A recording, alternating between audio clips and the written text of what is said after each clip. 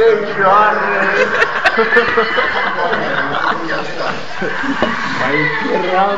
Măi, Fernando, împacă-te cu mine. Eu să fiu al dracului, măi, de-oi mai da în tine. Măi, Fernando, eu cu drag m-aș împăca.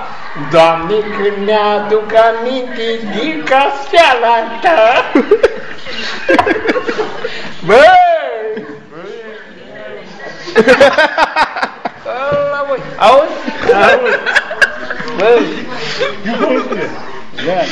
Băi, cum e drag?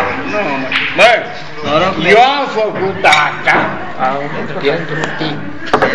Pentru mine. Vezi că ți-i dești după Andrei. Asta, bă, băia. Bapte copie, nu? Bă, tot înainte mie. Da, nu. Hai bre, mai cântă ceva.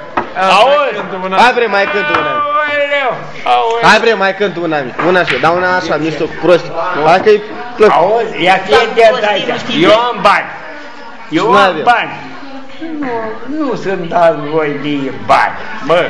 Da bre, dar mai cântă ceva. Bă, broasca nu cântă băut. La bre că-ți dă de băut, matare mai cântă.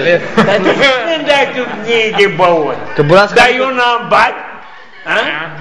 Păi eu îi dau lui... Păi îți dau o broască atunci, bre. Dau o broască. Mă, Șemir? Hai bre, mai cântă ceva. Adică cânti frumos. Hai că vrea să ia în ansamblu folcloric. Băi, hai mai de urmă. Lasă-mă. Nu. Da, bre, hai de băiat de băiat, nu. Hai bre, mai cântă una frumoasă. Hai să cântăm amândoi de-ai mine. Fai.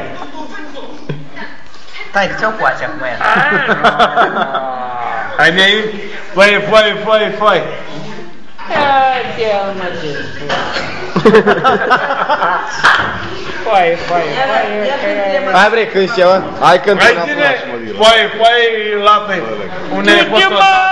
Derek îți cânt acum. Ce râd, mă, șampani. Bre, Unde tai electoratul nici nu mi-e guș. ei, lasă. Hai, mire. Zi una de ea cum ci. Și mă Nicoi să mă nască, măi. Și unde te răceai odată. Unde urehe, rădași, măi. Da. Băi, Îți spun o cântică acum, la 71 de ani. Așa. Dați din gură. Mai avem în 10, nu? Da. Am 40, nu mă. Da, vrei 10.